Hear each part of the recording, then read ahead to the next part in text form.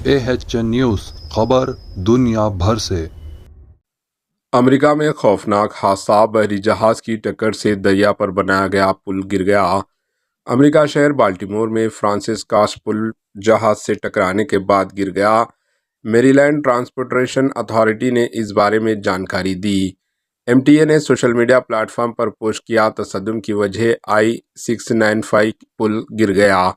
खबरेजी MTA ने कहा था कि पुल पर एक वाक़ये की वजह से दोनों सिमत में बैन रियासती लेन बंद कर दी गई थी और ट्रैफिक को रीडायरेक्ट किया जा रहा था। बाल्टीमोर पुलिस डिपार्टमेंट ने पुलिस तर्जुमान ने बताया कि लोग भी मुमकिन तौर पर दरिया में थे। Bureau report, AHN news.